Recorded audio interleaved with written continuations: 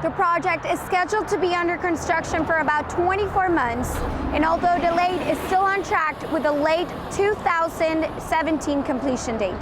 For Bobcat Update, I'm Stephanie Diaz.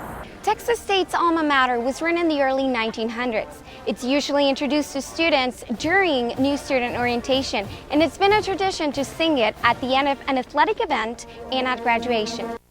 Texas State Star Park is looking for ways to advance technology. STAR is short for Science, Technology, and Advanced Research. Railroad traffic still gets in the way on the road, even though an overpass was promised years ago. It just hasn't happened so far. The project was supposed to start early in 2015 to improve the traffic flow. Texas State's Associate Vice President for Facilities, Juan Guerra, says the project has been delayed because it's taking longer than expected to acquire land for the right-of-way. TxDOT has to negotiate with several of the private property holders and some of the commercial property holders along Loop 82 that are going to be impacted. TxDOT has yet to reach an agreement with several property owners. The project has been in the works for 12 years. The city wants another railroad overpass in town to make it easier to reach the interstate. The city has one such overpass located on the south side on Wonder World Drive. When construction on Loop 82 begins, traffic will have to be rerouted occasionally. TxDOT has committed to keeping 2 lanes of traffic open in each direction throughout construction, but there's going to be times during construction where we'll be down to at least 1 lane in each direction. Drivers will be encouraged to take alternate routes to avoid the expected congestion. It will probably take a great deal of patience for a while.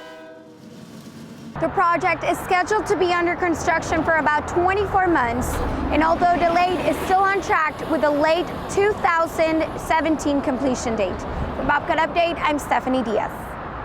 Psychology professor Shirley Ogletree recently asked the faculty senate to consider a resolution that might lead to changing the words of the decades-old song.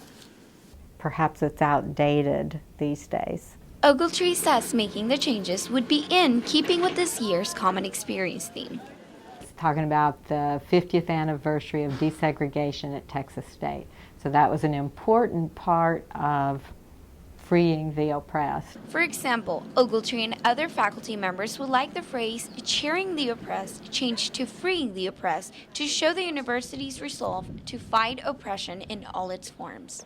Hopefully we would be trying to change their lot in life so that they would be less oppressed, that they would become freer. Reaction to the proposal has been mixed. Many students simply don't know about it.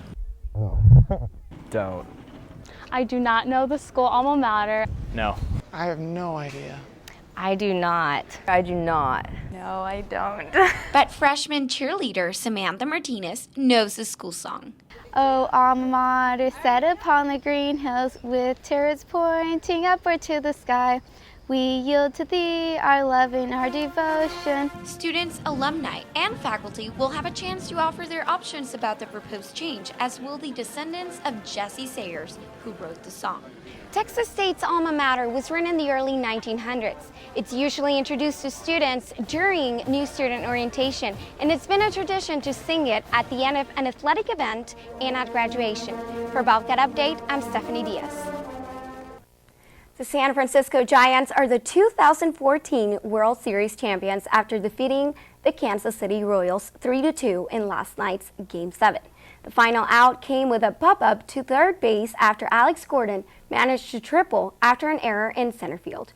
This is San Francisco's 3rd championship in 5 years. The series MVP Madison Bumgarner pitched for 5 innings last night after only 2 days rest. A student from the Jack C. Hayes High School has been arrested and charged with terroristic threatening.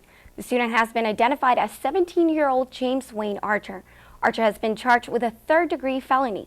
School district officials notified the Hayes County Sheriff's Office that Archer had allegedly told another student that he might bring a gun to school. Archer is now in the Hayes County Jail with bail set at $50,000.